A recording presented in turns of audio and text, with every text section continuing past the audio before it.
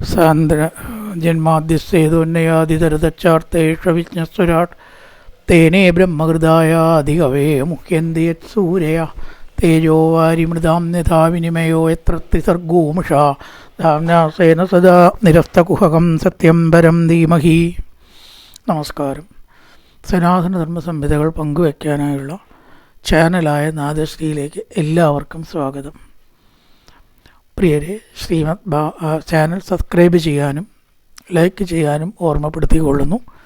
ശ്രീമദ് ഭാഗവതത്തിലെ 1-ാമത്തെ അധ്യായത്തിൽ 19 ശ്ലോകം വരെയാണ് നമ്മൾ പറഞ്ഞു വെച്ചത്. അപ്പം അതിൽ ഭഗവാന്റെ കർമ്മങ്ങൾ എന്തൊക്കെയാണ്, ഭഗവാന്റെ ആ കാര്യങ്ങൾ മാത്രമാണ് കേട്ടാൽ മതി വരാതെ ഇരിക്കുന്നത്. ബാക്കിയൊക്കെ മതിയാവുന്നതാണ്. വയൻതുന വിതൃപ്യാമ, ഉത്തമ ശ്ലോകൻ്റെ വിക്രമങ്ങൾ കേട്ടിട്ട് ഞങ്ങൾക്ക് മതി വരുന്നേ ഇല്ല. ഓരോ പ്രാവശ്യം കേൾക്കുമ്പോഴും അടുത്ത പ്രാവശ്യം വീണ്ടും കേൾക്കണം.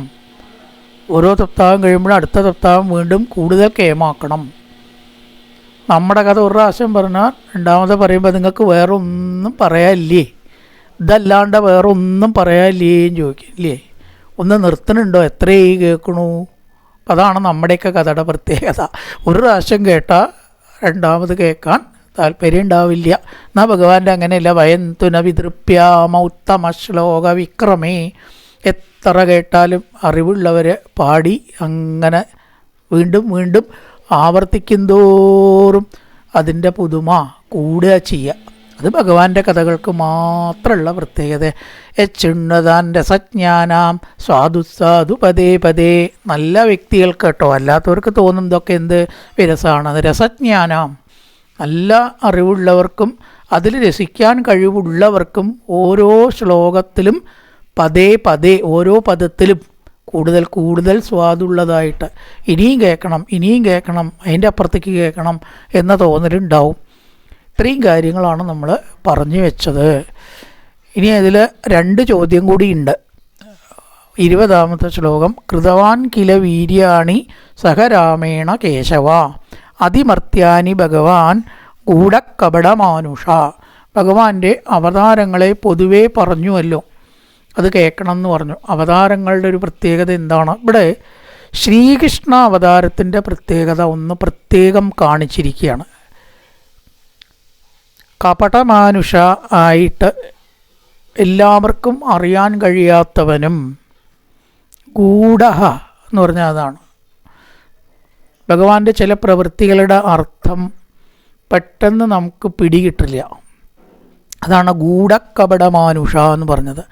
കപടമാനുഷനും എല്ലാവർക്കും അറിയാൻ കഴിയാത്ത ഗൂഢരഹസ്യത്തോട് കൂടിയിട്ടുള്ള കർമ്മങ്ങളോട് അവതാരലീലകളോട് കൂടിയവനും ആയ ഭഗവാൻ കേശവ ശ്രീകൃഷ്ണൻ ബലരാമനോട് കൂടി സഹരാമേണ, അവിടെ ബലരാമനാണ്, ബലരാമനോട് കൂടി ചെയ്ത കാര്യങ്ങൾ എന്തൊക്കെയാണ്?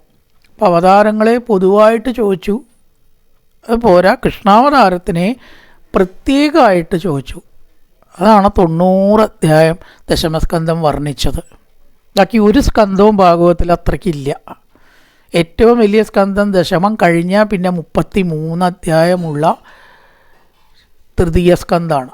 33-ലപ്പുറം ഒരു സ്കന്ധത്തിലും വിരിച്ചിട്ടില്ല.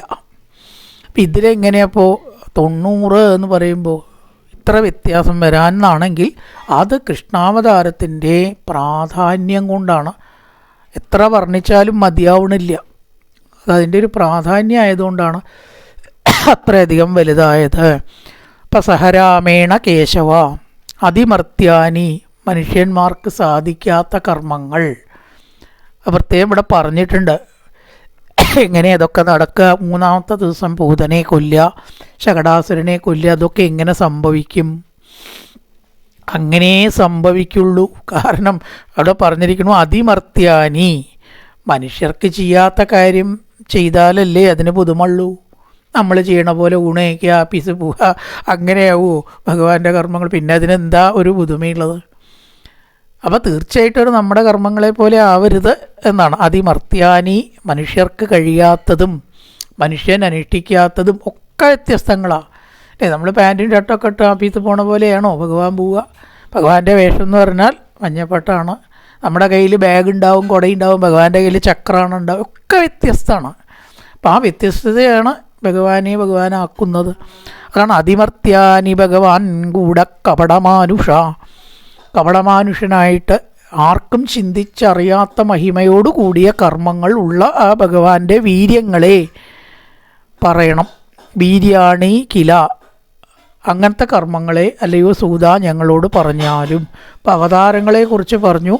പിന്നെ എന്തു പറഞ്ഞു? കൃഷ്ണാവതാരത്തെക്കുറിച്ച് പ്രത്യേകിച്ച് ചോദിച്ചു എന്നർത്ഥം. കൃതവാൻ കില വീര്യാണി സഹ രാമേണ കേശവ അതിമർത്യാനി ഭഗവാൻ ഗൂഢകപടമാനുഷ. ഇനി അടുത്ത ശ്ലോകം. കലിമാഗതമാജ്ഞായ ക്ഷേത്രേസ്മിൻ വൈഷ്ണവേ വയം ആസീനാദീർഘസത്രേണ കഥായാം സക്ഷണാഹരേ. ഇപ്പം നമ്മളെവിടെയാണ് കൂടിയിരിക്കണമെന്ന് പറയുകയാണ്. വൈഷ്ണവ പ്രതിഷ്ഠയുള്ള അസ്മിൻ ക്ഷേത്രേ, നൈമിഷാരണ്യം എന്ന് പറയുന്ന ഈ ക്ഷേത്രത്തിൽ സത്രത്തോട് കൂടിയിട്ട് ഇവിടെ കൂടിയിരിക്കുകയാണ്. ഉദഹുദാഗ്നയാന്ന് നേരത്തെ പറഞ്ഞു. ഉദഹുദാഗ്നയ എന്ന് പറഞ്ഞാൽ അഗ്നിയിൽ നെയ്യ് ഒഴിച്ച് ഹോമം ചെയ്യുക. ഹോമം നടത്തിയിട്ടോ മന്ത്രം ജപിച്ചിട്ടോ കാര്യമില്ല എന്നോ, അത് ഒരർത്ഥവും ഇല്ല എന്ന് ഇവിടെ അർത്ഥമില്ല. ഹോമമൊക്കെ പുരാതനമായിട്ട് വെച്ചതാണ്, അത് ചെയ്യാം, കുഴപ്പമൊന്നുമില്ല. പക്ഷേ അത് മാത്രം മതി എന്ന് വിചാരിക്കരുത് എന്നാണ് പറയണം. ഗണപതി ഹോമം ചെയ്യണു, വേറെ ഹോമം ചെയ്യണു, തിലഹോമം ചെയ്യണു, ഇതൊക്കെ തെറ്റ് എന്ന് നിഷേധിച്ചിട്ടില്ല. പക്ഷേ ആ കർമ്മത്തിൽ മാത്രം ഒതുങ്ങിയിട്ട് നമ്മൾ നിൽക്കരുത്. അങ്ങനെ വരുമ്പോൾ മനസ്സ് കർക്കശാവുമ്പോൾ അതിൽ ഭക്തി ഉണ്ടാവില്ല. ഭക്തി ഇല്ലാത്ത മനസ്സിൽ ഈ കർമ്മം ചെയ്ത് അഗ്നി ജ്വലിപ്പിച്ച് മന്ത്രം ചൊല്ലി നാമം നെയ്യൊഴിച്ചത് കൊണ്ട് മാത്രം കാര്യമില്ല എന്നേ പറഞ്ഞുള്ളൂ. ഹോമോ കർമ്മോ ആവശ്യമില്ലാത്തതാണെന്ന് എടുക്കരുത്, അങ്ങനെ പറഞ്ഞില്ല. അപ്പോൾ ദീർഘസത്രേണ, വളരെ കാലമായിട്ട് ഈ ഹോമവും കർമ്മവും ചെയ്തിരിക്കുന്ന ഞങ്ങൾ യുഗ ആയിരിക്കണം ഇപ്പോൾ. കലിം ആഗത. അപ്പം എന്തായി? കർമ്മത്തിനൊക്കെ പൊതുവേ ശുദ്ധി കുറയും, അപ്പം കാട്ടിക്കൂട്ടലാവും. അപ്പം പൂജ എന്ന് പറഞ്ഞാൽ തന്നെ എങ്ങനെയൊക്കെയാണ് വേണ്ടത് വെച്ചാൽ അതുപോലെയാണോ ചെയ്യണമെന്ന് ചോദിച്ചാൽ ആവില്ല. എവിടെയും കൃത്യമായിട്ട് നടക്കാത്തൊരു കാലമാണ് ഈ കലിയുഗത്തിന്. പൂജ നടക്കില്ല നേരെയെന്നാ, കർമ്മങ്ങളൊന്നും നേരെയുമില്ല. ഗുരുവായൂരടക്കം മിൽമാപ്പാൽ പൊട്ടിച്ചിട്ടാണ് അഭിഷേകം ചെയ്യണം. മിൽമ കൊണ്ടൊന്നും അഭിഷേകം ചെയ്യാൻ പാടില്ല, കാരണം തലേ ദിവസം ഫ്രീസറിൽ വെച്ച പാലാണ്. പശുവിനെ അന്ന് കറന്ന പാലുകൊണ്ടേ ഭഗവാന് അഭിഷേകം ചെയ്യാൻ പാടൂ. ഇതിപ്പോൾ ഒരു ഉദാഹരണം പറഞ്ഞിട്ട് ഇങ്ങനെ പല കാര്യങ്ങളും ഉണ്ടാവും. എത്ര ചിട്ടയിൽ നടത്തുന്ന ക്ഷേത്രത്തിലായാലും അതിൻ്റേതായിട്ടുള്ള ച്യുതികളും വ്യത്യാസങ്ങളും കുറവുകളും കലിയുഗത്തിൽ കാണാം. കാരണം അങ്ങനെ സാധ്യപ്പെടും. ഇപ്പം കലി വന്നിരിക്കുന്നു. കലിമയെ പ്രാപിച്ചിട്ട് ഞങ്ങളിവിടെ ഇനി ഒരൊറ്റ മാർഗ്ഗമേ ഉള്ളൂ, ഭഗവാനിൽ കഥ പറയുക, നാമം ജപിക്കുക. അതുമാത്രം ഹരികീർത്തനാത്, ഈ നാമം ഇങ്ങനെ ചെല്ലല്ലാതെ കലിയുഗത്തിൽ വേറെ യാതൊരു പോംവഴിയില്ല. കർമ്മം ചെയ്തു കഴിഞ്ഞാൽ അതൊക്കെ വികലാവും, പൂർണ്ണബലം കിട്ടില്ല, ചിലപ്പോൾ ദോഷം ഉണ്ടായിന്നും വരും. അപ്പം അതുകൊണ്ട് ആ കർമ്മത്തിൻ്റെ ദോഷങ്ങൾ മുഴുവൻ പോവാൻ ഈശ്വര കഥ കേൾക്കുക, ഭാഗവതം പാരായണം ചെയ്യുക, വിഷ്ണു സഹസ്രനാമം ചെല്ലുക. വിഷ്ണു സഹസ്രനാമം ചെല്ലിയാൽ അതുവരെയുള്ള എല്ലാ ദോഷവും അതിൽ പോകുന്നതാണ്. അതിൽ ഏറ്റവും നല്ലത് വിഷ്ണു സഹസ്രനാമം അവസാനം ചെല്ലുകയാണ്, ആദ്യം ചെല്ലല്ല. വായന തുടങ്ങുമ്പോൾ രാവിലെ ആദ്യം തുടങ്ങുന്നുണ്ട്, സമയം കിട്ടില്ലെങ്കിൽ വെച്ചിട്ടാണ്. ആദ്യം ചെല്ലി തുടങ്ങും വേണം, ചെല്ലിയിട്ട് അവസാനിപ്പിക്കും വേണമെന്നുണ്ട്. നമുക്ക് സമയം കിട്ടില്ല, അപ്പോൾ അവസാനം വേണ്ടാച്ച് വിഴുങ്ങുക. ശരിക്കും കഴിയുമ്പോൾ അത്രയും വിഷ്ണു സഹസ്രനാമം ചെല്ലുന്നുണ്ട്. കാരണം എല്ലാ ദോഷവും ഇല്ലാണ്ടായി. അതുവരെ ചെയ്ത പിഴവ് ദീർഘത്തിൽ വായിക്കുമ്പോൾ തെറ്റി വരാം, നീട്ടേണ്ടത് നീട്ടാണ്ട് പോവാം, നീട്ടണ്ടാത്തത് നീട്ടാം. അപ്പം അത്തരം പിഴവുകളൊക്കെ എല്ലാ ദോഷവും ഈ വിഷ്ണു സഹസ്രനാമം തീരും. ഏത് ചെല്ലിയാലും അതിൻ്റെ പൂർണ്ണ ഫലം നമുക്ക് കിട്ടും. ആ ചെല്ലിയതിൻ്റെ പൂർണ്ണ ഫലം കിട്ടാനാണ് വിഷ്ണു സഹസ്രനാമം ചെല്ലണത് എന്നാണ് പറയുക. സർവദോഷ പരിഹാരാർത്ഥം എന്നൊരു ഇതുണ്ട്. അപ്പം അതുകൊണ്ട് നാമമാണ് ഈ കലിയുഗത്തിൽ. പിന്നെ കഥാശ്രവണം, പൊതുവെ ഭക്തിയോഗം ഹരേ കഥായാം, ആ ഭഗവാന്റെ കഥ ഇതാ എല്ലാറ്റിനും ആശ്രയം. എന്ന നിലയ്ക്ക് ഞങ്ങൾ ആശ്രയിച്ചിരിക്കുകയാണ്. ആസീന ദീർഘസത്രേണ കഥായാം സക്ഷണാഹരേ. ആ ഭഗവാന്റെ കഥയാണ് എല്ലാറ്റിനും പരിഹാരം, എല്ലാ ദുഃഖങ്ങൾക്കും ആശ്രയം, പരിഹാരം എന്ന നിലയ്ക്ക് ഞങ്ങൾ ഇവിടെ കൂടിയിരിക്കുകയാണ്. നൈമിഷാരണ്യ ക്ഷേത്രത്തിൽ കൂടിയിരിക്കുകയാണ്. എല്ലാതും നൈമിഷാരണ്യ ക്ഷേത്രം തന്നെയാണ്. ഭഗവാന്റെ കഥ പറയാൻ തിരഞ്ഞെടുക്കുന്ന സ്ഥലമൊക്കെ നൈമിഷാരണ്യ ക്ഷേത്രമാണ്. ഇപ്പം നമ്മളൊരു നൈമിഷാരണ്യ ക്ഷേത്രത്തിലാണ് ഇരിക്കുന്നതെന്ന് പറഞ്ഞാൽ തെറ്റില്ല. കാരണം എവിടെയാണോ നിമിഷം ആയിട്ടുള്ള ആ ഒരു അവസ്ഥ, ഒറ്റ നിമിഷം മാത്രമേ നമ്മുടെ മുമ്പിലുള്ളൂ, അടുത്ത നിമിഷം ഇല്ല, ഉണ്ടോ എന്ന് നമുക്ക് പറയാൻ പറ്റില്ല. പറ്റുമോ? ഗ്ലാസ് ചായയുടെ അതെടുത്ത് കുടിക്കുമ്പോഴേക്കും നമ്മൾ തട്ടിപ്പോകുമെന്ന് പറയാൻ പറ്റുമോ? മേശപ്പുറത്തുനിന്ന് പൊന്തിയിട്ടുണ്ടാവും, അത് എത്തണേലും മുമ്പ് ചട്ടിപ്പോവാം അല്ലേ? അപ്പോൾ ഒരു നിമിഷം നമുക്ക് പറയാം നമ്മുടെ കയ്യിലുണ്ട്, ബാക്കി ഒരു നിമിഷവും നമ്മുടെ കയ്യിലല്ല. അതുകൊണ്ടാണ് നൈമിഷ ക്ഷേത്രം എന്ന് ഈ ശരീരത്തിന് തന്നെ പറയാമെന്നാണ്, ജന്മത്തിന് തന്നെ പറയാം. അപ്പം നമ്മളൊക്കെ നൈമിഷാരണ്യ ക്ഷേത്രത്തിലാണ് നിൽക്കണം. അടുത്ത നിമിഷം നമുക്കുണ്ടോ എന്ന് ആർക്കറിയാം? ഈശ്വരനറിയാം. നമുക്കറിയില്ല. ഉണ്ടായാൽ ഉണ്ടായി, ഇത്രയേ ഉള്ളൂ. അപ്പം അതുകൊണ്ട് നൈമിഷ ക്ഷേത്രത്തിൽ ഇരിക്കുന്ന നമ്മൾ എന്ന് പറഞ്ഞാൽ ആരാണ്? അവിടെ ശൗനകാദികൾ മാത്രമല്ല കേട്ടോ, നമ്മളെല്ലാം ഉദ്ദേശിച്ചിരിക്കുകയാണ്. ഈശ്വര കഥയെ ആശ്രയിച്ചിരിക്കുകയാണ് നമ്മൾ. ആ കഥയെ പറഞ്ഞാലും കലിമാഗതമാജ്ഞായ ക്ഷേത്രേ അസ്മിൻ വൈഷ്ണവേ വയം. ഈ നൈമിഷാരണ്യ ക്ഷേത്രത്തിൽ, വിഷ്ണു ക്ഷേത്രത്തിൽ നമ്മൾ എത്തിച്ചേർന്നിരിക്കുന്നു. ഓരോരോ കർമ്മങ്ങൾ ചെയ്തിട്ട് സുഖം കിട്ടുന്ന എവിടെ കിട്ടാനാണ്? എവിടെ പോയാലും എവിടെ ചെയ്താലും ഈശ്വര കഥകളിൽ നിന്ന് നമുക്ക് കിട്ടുന്ന ഉയർച്ച അല്ലെങ്കിൽ മനസ്സുഖം ഒന്നും കിട്ടില്ല. അതാണ് ഇന്നലെ പറഞ്ഞത്, വെള്ളത്തിൽ പോയിട്ട് ഈ പൊന്മ മത്സ്യത്തിനെ പിടിക്കാൻ വേണ്ടി ഇന്ന് മുങ്ങണ പോലെ മുങ്ങിയിട്ടൊന്നും ഒരു കാര്യമില്ല. അത്തരം തീർത്ഥസ്നാനങ്ങളൊക്കെ ഏതിനേക്കാൾ താഴെയാണ്? ഹരികഥ കേൾക്കുന്നതിനും വെച്ച് താഴെയാണ്. അപ്പോൾ അതൊക്കെ ഏതുവരെ വേണ്ടു? ഹരികഥ കേൾക്കണവരെയൊക്കെ ഉള്ളൂ പ്രാധാന്യം. അത് കേട്ടാൽ കഴിഞ്ഞു, പിന്നെ അതൊന്നും രണ്ടാം സ്ഥാനത്താണ്. അതിനൊന്നും പിന്നെ പ്രാധാന്യം തോന്നരുതെന്നാണ് ഞാൻ പറയുക. തോന്നിയ ഭാഗവത്തിനെ താഴേക്ക് എന്നാണ് അർത്ഥം. കാരണം തീർത്ഥം ചക്രേ നിർബോധനം ഇന്നലെ പറഞ്ഞ എല്ലാ തീർത്ഥങ്ങളെയും ഭഗവാൻ ചെറുതാക്കി. ആര് പറയണു? സുഖമഹർഷിയ പറയണം. അപ്പോൾ ഗംഗയെന്നും ഭാഗവത്തിൻ്റെ മീതയല്ല, ഒപ്പമല്ല, താഴെയാണ്.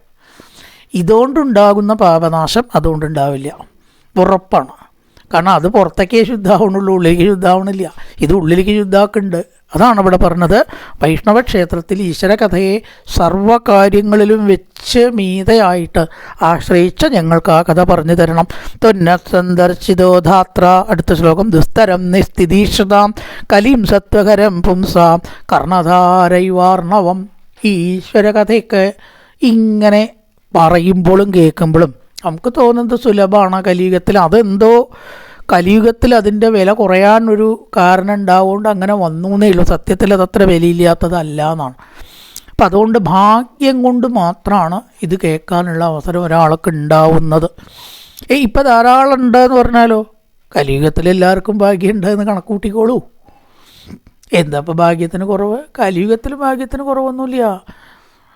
അതാണ് ഭക്തിയുഗങ്ങൾ മൂന്നിലുമുള്ള ഒരു കലിയുഗത്തിൽ ജനിക്കാൻ ആഗ്രഹിക്കണു എന്ന് പറഞ്ഞാൽ കലിയുഗത്തിന് ശ്രേഷ്ഠത കുറവാണ് അല്ല. അപ്പം അതുകൊണ്ട് ആ കഥകൾ, ഈശ്വര കഥകൾ ഭാഗ്യം ഉണ്ടാവുകൊണ്ടാണ് കേൾക്കാൻ കഴിയുന്നത്. അങ്ങയെ ഞങ്ങൾക്ക് തന്നത് ഈശ്വരനാണ്. കലിയും അതാണ് സ്തം ദ സന്ദർശിതോ ധാത്ര. ധാത്ര എന്ന ബ്രഹ്മാവ്, അല്ലെങ്കിൽ വിധി എന്നും ആവാം. വിധി എന്നുള്ള പേര് ബ്രഹ്മാവിന് പര്യായമായിട്ട് പറയും. പലപ്പോഴും ബ്രഹ്മനിശ്ചയം, ബ്രഹ്മാവിൻ്റെ നിശ്ചയമാണല്ലോ വിധിയായിട്ട് വരണം. അപ്പോൾ ദൈവത്തിനാൽ, ബ്രഹ്മാവിനാൽ ഞങ്ങൾക്ക് അങ്ങയെ കിട്ടി. സന്ദർശിതോ, ഞങ്ങൾക്ക് വിധി കാണിച്ചു തന്നു അങ്ങയെ. അല്ലെങ്കിൽ ഇപ്പോൾ ഈശ്വരകഥ കേൾക്കാൻ പറ്റുമോ? അതുകൊണ്ട് വിധി ഞങ്ങൾക്ക് അനുകൂലമായി എന്ന് വേണം കരുതാൻ. എന്തുകൊണ്ട്? ഈശ്വരകഥ കേൾക്കാനുള്ള അവസരം പ്രകാരം അതിന് തക്കതായിട്ടുള്ള അങ്ങയെ ഞങ്ങൾക്ക് തന്നതുകൊണ്ട് എന്ന് പറയുകയാണ്. പിന്നെ പറയുകയാണ് ഈ കലിയെ ഒന്ന് തരണം ചെയ്യാൻ. തിതീർഷതാം. തിതീർഷത എന്ന് പറഞ്ഞാൽ തരണം ചെയ്യുക. കലിയെ തരണം ചെയ്യുക എന്ന് പറഞ്ഞാൽ ഒരു പുറത്ത് എളുപ്പമാണ്, സുഖമാണ്. നേരത്തെ പറഞ്ഞാലും വേറെ തരത്തിൽ വിഷമമുണ്ട്. കാരണം ഈ കലി നല്ല കർമ്മങ്ങളെയൊക്കെ തടസ്സപ്പെടുത്തത്രേ. അതിൻ്റെ ഒരു വിനോദമാണ്. അതിൻ്റെ ധർമ്മം എന്താ ചോദിച്ചാൽ, ധർമ്മമില്ലാണ്ടേക്കൽ തന്നെ അതിൻ്റെ ധർമ്മേ. അതതിന് ചെയ്യേണ്ട പറ്റുമോ?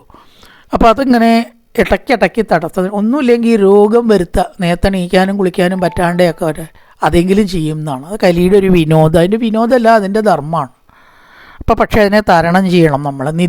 നിസ്തിതീർഷതാം എങ്ങനെയെങ്കിലും ഈ കലി എന്ന് പറയുന്ന ഒരു വിപത്തുണ്ടല്ലോ, കീറാമുട്ടി എന്ന് വേണമെച്ചാൽ പറയാം, അതിനെ തരണം ചെയ്യാൻ വേണ്ടിയിട്ട് എന്താണ് കലിയുടെ പ്രത്യേകത? കലിം സത്വഹരം, സത്വഗുണത്തെ ഇല്ലാണ്ടാക്കത്രേ. സത്വഹരം കലിയും മനുഷ്യന് തമോ ഗുണം ഉണ്ടാക്കുക, രജോ ഗുണം ഉണ്ടാക്കുക, ഇതാണ് കലിയുടെ പണി. സത്വഗുണം ഉണ്ടാക്കില്ല. കലിയും സത്വഹരം പുംസാം, സത്വഹരം കലിയും, സത്വത്തെ ഇല്ലാണ്ടാക്കുന്ന കലിയെ കടക്കാൻ എങ്ങനെയെങ്കിലും കടക്കണം. ആ തമോ ഗുണവും രജോ ഗുണവും ബാധിക്കാതെ ആക്കണം.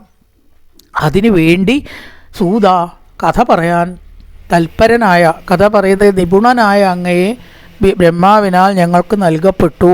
കർണധാരയുവാർണവം, ഏതുപോലെ ഒരു ജലാശയത്തിൽ തോണി വേണം അങ്ങോട്ട് കിടക്കാൻ അല്ലേ, അതേപോലെ കലിയാകുന്ന സമുദ്രത്തിൽ ഇത് തരണം ചെയ്യുവാനായിക്കൊണ്ട് അങ്ങാകുന്ന കർണധാരനെ, ആരാ കർണധാരൻ? തുഴക്കാരൻ, തോണി തുഴയണ ആളെയാണ് കർണധാരൻ എന്ന് പറയുക. അപ്പം അങ്ങാകുന്ന തുഴക്കാരനെ ഞങ്ങൾക്ക് കിട്ടി. ഗുരുനാഥൻ എപ്പോഴും തുഴക്കാരൻ്റെ സ്ഥാനമാണ്. അതുകൊണ്ട് ധാത്ര, വിധാതാവിനാൽ കാണിക്കപ്പെട്ടതായ തുഴക്കാരൻ, തോണി തുഴയുന്ന കപ്പിത്താനാണ് സൂത അവിടുന്ന്. അതുകൊണ്ട് സത്വത്തെ ഇല്ലാണ്ടാക്കുന്ന കലിദോഷത്തെ കടക്കാൻ, ആ സമുദ്രത്തെ കടക്കാൻ അങ്ങാകുന്ന കർണധാരനെ ഞങ്ങൾക്ക് തന്നു. വിധി അല്ലെങ്കിൽ ബ്രഹ്മാവ്. കർണധാരൻ തുഴയുന്ന ആൾ, കപ്പിത്താൻ എന്നർത്ഥം. കർണധാരയുവ അർണവം, അർണവം സമുദ്രം. എപ്രകാരം സമുദ്രത്തിൽ ഒരു തുഴക്കാരൻ ഉപയോഗമായിട്ട് വരുന്നുവോ അതുപോലെ അങ്ങ് ഞങ്ങൾക്ക് ഈശ്വരദത്തമായിട്ട് കിട്ടിയതാണ്. അതുകൊണ്ട് ഞങ്ങളെ കലിയാകുന്ന സമുദ്രത്തിൻ്റെ മറുകരയിൽ ഈശ്വരകഥ കൊണ്ട് എത്തിക്കണമേ. ഈശ്വരകഥ കൊണ്ട് എത്തിക്കണം. അതിനെത്തിക്കാൻ പറ്റിയ തുഴക്കാരനാണ് സൂത. അവിടുന്ന് ഈ വിധി ഞങ്ങൾക്ക് തന്ന ഒരു നിധിയാണ് എന്ന് പറയാം. ഈശ്വരകഥ പറയാൻ ആൾ വേണ്ടേ? കലിയുഗത്തിൽ അതും തുലവും കുറയും. ത്വന്ന സന്ദർശിതോധാത്ര, പറഞ്ഞു തരാൻ ഒരാളെ കിട്ടുക എന്ന് പറഞ്ഞാൽ ഈശ്വരൻ കൊണ്ടെത്തരികയാണെന്നാണ്. അതിനുള്ള സന്ദർഭം ഇതൊന്നും വെറുതെ എപ്പോഴും എല്ലാവർക്കും കിട്ടിക്കൊള്ളണമെന്നില്ല. ത്വന്ന സന്ദർശിതോധാത്ര ദുസ്തരം നിസ്ഥിതീർഷതാം കലിം, നിതീർഷതാം കലിം. ഏതിനെ കടക്കണ? കലിയെ കടക്കണു. കലിയെ കടക്കാനായി ദൈവത്താൽ നൽകപ്പെട്ട ഒരു തുഴക്കാരനാണ് അങ്ങ്. എന്താണ് കലിയുടെ പ്രത്യേകത? സത്വഹരം കലിയും, സത്വഗുണത്തെ ഇല്ലാണ്ടേക്കാൻ ശ്രമിക്കും. തമോ ഗുണം രജോ ഗുണം ഇത് വർദ്ധിപ്പിക്കുന്ന കലിയെ കടക്കാൻ നല്ലൊരു തുഴക്കാരനെ പോലെ സമുദ്രത്തിൽ തുഴക്കാരൻ എപ്രകാരം പ്രയോജനപ്പെടുന്നുവോ അതുപോലെ കലിയുഗമായിട്ടുള്ള ഈ സമുദ്രത്തിൽ, പ്രപഞ്ചമാകുന്ന സമുദ്രത്തെ കടക്കാൻ അല്ലയോ സൂത, ഈശ്വരകഥ പറയുന്ന കപ്പിത്താനാകുന്ന അങ്ങേ വിധി ഞങ്ങൾക്ക് തന്നു. അതുകൊണ്ട് ആ കഥ പറയാൻ കേൾക്കാൻ കിട്ടുന്ന അവസരം ഒരു നിമിഷവും ഞങ്ങൾ പാഴാക്കാതെ കേൾക്കുകയാണ്. അങ്ങ് ഞങ്ങൾക്ക് പറഞ്ഞു തരേണമേ എന്ന് പറയണം. ഇനി അടുത്തത് ബ്രൂഹി യോഗേശ്വരേ കൃഷ്ണേ ബ്രഹ്മണ്യേ ധർമ്മവട്മണി സ്വാം കാഷ്ടാമധുനോപേദേ ധർമ്മ കം ശരണംഗത. ഈ അവസാനത്തെ ഇവരുടെ ചോദ്യമാണ്. ശൗനകാദികളുടെ ചോദ്യം എന്താണ്? ഇത് ഈ 6 ചോദ്യമാണ് അവർ ചോദിക്കുന്ന ചോദ്യം. അതിനുത്തരമായിട്ടാണ് ഭാഗവതം വന്നത്. ഇവിടെ പറഞ്ഞു ബ്രഹ്മണ്യേ, ബ്രാഹ്മണഹിതകാരിയും അല്ലെങ്കിൽ ബ്രഹ്മത്തിൽ നിൽക്കുന്നവനും എന്നും ആവാം. ധർമ്മവത്മണ, ധർമ്മത്തിൻ്റെ രക്ഷിതാവ് ആയ യോഗേശ്വരേ, യോഗങ്ങളുടെ ബലദാതാവായിരിക്കുന്ന കൃഷ്ണേ, കൃഷ്ണൻ അധുന ഇപ്പോൾ, അതായത് വേഗം തന്നെ ഇപ്പോൾ, ഇപ്പോൾ എന്നാണ് ശരിക്കുള്ള വാക്ക്. ഇപ്പോൾ എന്ത് ചെയ്തിരിക്കണു? യോഗേശ്വരേ ബ്രഹ്മണ്യേ ധർമ്മവർമ്മണേ കൃഷ്ണേ. 3 വിശേഷണം കൃഷ്ണനുള്ളതാണ് ഇവിടെ കേട്ടോ. ഒന്ന് ബ്രഹ്മണ്യേ, ബ്രഹ്മ തേജസ്സുള്ളവൻ, ബ്രഹ്മൻ തന്നെയായവൻ, ബ്രാഹ്മണപ്രിയൻ ഒക്കെ പറയാം. ബ്രഹ്മണ്യേ ഒരുപാട് അർത്ഥമുണ്ട് ബ്രഹ്മണ്യേ എന്നുള്ള വാക്കിന്. ധർമ്മവർമ്മനി എന്ന് പറഞ്ഞാലോ ധർമ്മത്തെ നിലനിർത്തുന്നവൻ. യോഗേശ്വരേ എന്ന് പറഞ്ഞാൽ യോഗേശ്വരന്മാരുടെ നേതാവ്, അവർക്ക് ബലം കൊടുക്കുന്നവൻ. യോഗ അനുഷ്ഠിക്കുക എന്ന് പറഞ്ഞാൽ ഈശ്വരനിലേക്ക് എത്താനുള്ള ശ്രമമാണ് യോഗം. അവർക്ക് ബലം കൊടുക്കുന്ന ബലദാതാവ്. 3 വിശേഷണം കൊടുത്തു. യോഗേശ്വരേ ബ്രഹ്മണ്യേ ധർമ്മവർമ്മണി കൃഷ്ണേ അങ്ങനത്തെ കൃഷ്ണൻ, ആ കൃഷ്ണൻ അധുന ഇപ്പോൾ നമുക്കിവിടെ ഇല്ല. ഉണ്ടോ? കയ്യിൽ മുമ്പിൽ നോക്കിയാൽ കാണാനില്ല. എവിടെ പോയി കൃഷ്ണൻ? സ്വാം കാഷ്ടാം അധുനോപേതേ, സ്വാം കാഷ്ട ഉപേതേ, തൻ്റെ സ്ഥാനമായിരിക്കുന്ന വൈകുണ്ഠത്തിലേക്ക് പോയി ഇല്ലേ? വേടൻ്റെ അസ്ത്രം കാലിൽ തറച്ചത് കൊണ്ട് പോയി. പറച്ചു എന്നുള്ളതൊരു കാരണം മാത്രമാണ്. ഭഗവാനെ ഒരു അസ്ത്രത്തിനൊക്കെ കൊല്ലാൻ കഴിയുമോ? ആലോചിച്ച് നോക്കൂ. അത് ഭഗവാന്റെ ഇച്ഛയാണ്. ജനന മരണങ്ങൾ ഭഗവാന്റെ ഇച്ഛ എന്നല്ലാണ്ട് അതിന് ഭഗവാൻ വശംബദനല്ല. അപ്പോൾ ആ ഭഗവാൻ ഇവിടുന്ന് പോയി. 125 കൊല്ലം അത്രേ ഭഗവാൻ ഇവിടെ കഴിച്ചു കൂട്ടിയത് ഭൂമിയിൽ. സാധാരണ മനുഷ്യായുസ് 100 125 കൊല്ലം കഴിച്ചു കൂട്ടി ഇവിടുന്നാണ് പോയി. പോയപ്പോൾ അന്ന് മുതൽ ഇവിടെ എന്തുണ്ടായി? കലിയുഗം ആരംഭിച്ചു. 5000 ചില്ലാനം കൊല്ലമായി. 1082 അങ്ങനെ എന്തോ ഒരു കൊല്ലപ്പോൾ വരിക കലിയുഗത്തിന്. അപ്പം എന്ന് മുതൽ ആരംഭിച്ചു? കൃഷ്ണൻ പോയ മുതൽക്ക് കലിയുഗം ആരംഭിച്ചു. അപ്പോൾ ആ കൃഷ്ണൻ ഇവിടുന്ന് മറഞ്ഞു. അപ്പോൾ ഭഗവാൻ ഉള്ളപ്പോൾ ധർമ്മം ഭഗവാനാണ് നിലനിർത്തിയിരുന്നത്. ഭഗവാൻ പോയപ്പോഴോ ആരെങ്കിലും വേണമല്ലോ ഇപ്പോൾ ഈ ധർമ്മത്തിനെ പാലിക്കാൻ. അതാരാണ് എന്ന് ഞങ്ങൾക്കൊരു സംശയം. അത് പറഞ്ഞു തരണം. ഇതാണ് ആ 5 ചോദ്യങ്ങൾ എന്നാണ് ഇവിടെ നോക്കുമ്പോൾ കാണുക. ബ്രഹ്മണ്യേ ധർമ്മവത്മണി യോഗേശ്വരേ കൃഷ്ണേ, 3 വിശേഷണം. ബ്രാഹ്മണഹിതകാരി അല്ലെങ്കിൽ ബ്രഹ്മതേജസ് ഉള്ളതും ബ്രഹ്മൻ തന്നെ ആയിട്ടുള്ളതും ഒക്കെ പറയാം ബ്രഹ്മണ്യെ. രണ്ടാമത്തെ ധർമ്മവത്മണി, ധർമാത്മാവ്, ധർമ്മം സ്ഥാപിക്കുന്നവൻ എന്നാണ് കൂടുതൽ ഇവിടെ ശരിയാവുക. അതിന് ശേഷം ധർമ്മം സ്ഥാപിക്കാൻ ആരാ ഉള്ളതെന്നാണ് ചോദിച്ചത്. അപ്പം ധർമ്മം സ്ഥാപിക്കുന്നതിൽ നിപുണനും, യോഗേശ്വരേ, യോഗേശ്വരന്മാരുടെ ബലദാതാവും ആയ കൃഷ്ണേ, യോഗേശ്വരേ ബ്രഹ്മണ്യേ ധർമ്മവത്മണി കൃഷ്ണേ, 3 വിശേഷണം. ആ കൃഷ്ണൻ സ്വാം കാഷ്ടാം അധുനോപേതേ, അധുന ഇപ്പോൾ, ഇപ്പോൾ സ്വം സ്ഥലത്ത് തൻ്റെ സ്ഥാനത്തെ പോയി. വൈകുണ്ഠത്തിലേക്ക് കൃഷ്ണൻ പോയിരിക്കും സമയത്തിങ്കൽ, പോയിരിക്കുന്ന ഈ കലിയുഗത്തിൽ. ഇനി ധർമ്മത്തിന് എന്താണ് അടിസ്ഥാനം? എന്തിനെങ്കിലും ആശ്രയിച്ച ധർമ്മം നിലനിൽക്കുമോ? ധർമ്മം നിലനിർത്താൻ എന്തെങ്കിലും ആരെങ്കിലും ഭഗവാൻ ഏൽപ്പിച്ചിട്ടുണ്ടോ? തൻ്റെ കാലശേഷം ഏൽപ്പിക്കുക അങ്ങനെ ഉണ്ടല്ലോ. ആരെങ്കിലും ഏൽപ്പിച്ചിട്ടുണ്ടോ? അല്ലെങ്കിൽ എന്തിനെങ്കിലും ചുമത്തിയിട്ടാണോ പോയത്? അതോ ധർമ്മം നിലനിൽക്കാൻ യാതൊരു മാർഗവും ഇല്ല എന്ന നിരാശയ്ക്കാണോ വഴിയുള്ളത്? അത് ഞങ്ങൾക്കൊന്നറിയണം. എന്തെങ്കിലും മാർഗമുണ്ട് വെച്ചാൽ അതറിയണം. അതാണ് ചോദ്യത്തിൻ്റെ അടിസ്ഥാനം. ബ്രൂഹി യോഗേശ്വരേ കൃഷ്ണേ ബ്രഹ്മണ്യേ ധർമ്മവത്മണി, യോഗേശ്വരേ ബ്രഹ്മണ്യേ ധർമ്മവത്മണി കൃഷ്ണേ സ്വാം കാഷ്ടാം ഉപേതേ, കാഷ്ടാസ്ഥാനം, തൻ്റെ സ്ഥാനത്തേക്ക് പോയിരിക്കും സമയത്തിങ്കൽ, അധുന ഇപ്പോൾ, പോയ ഈ സമയത്ത്. ധർമ്മക്കം ശരണം ഗത, ധർമ്മം ഏതിനെ ശരണം പ്രാപിച്ചാണ് ഇരിക്കുന്നത്? ഇതാണ് ആദ്യത്തെ അധ്യായത്തിലെ ഈ ചോദ്യങ്ങളാണ്. അപ്പം ആ ചോദ്യങ്ങൾ നമ്മൾ പ്രത്യേകം ഒന്ന് നോട്ട് ചെയ്യണം. ഒന്നാമത് 11ാമത്തെ ശ്ലോകത്തിൽ ആദ്യത്തെ ചോദ്യം വളരെ പ്രധാനമാണത്. നമ്മളിങ്ങനെ വെറുതെ പോലും അതെന്താണെന്ന് പഠിക്കും കൂടി വേണം. അത് തന്നെ 9ാമത്തെ ശ്ലോകത്തിൽ പറഞ്ഞിരിക്കുന്നുണ്ട്. അപ്പോൾ 9ഉം 11ഉം ഒരേ കാര്യമാണ്. ശ്ലോകം ഒന്നല്ല കേട്ടോ, ഒരേ കാര്യമാണ്. എന്താണ് 9ൽ 2ാമത്തെ വരി? പുംസാം ഏകാന്തത ശ്രേയ തന്നെ ശംസിതുമർഹസി, ഇതുവരെ അനുഷ്ഠിച്ചതുകൊണ്ടൊന്നും സുഖം കിട്ടിയിട്ടില്ല.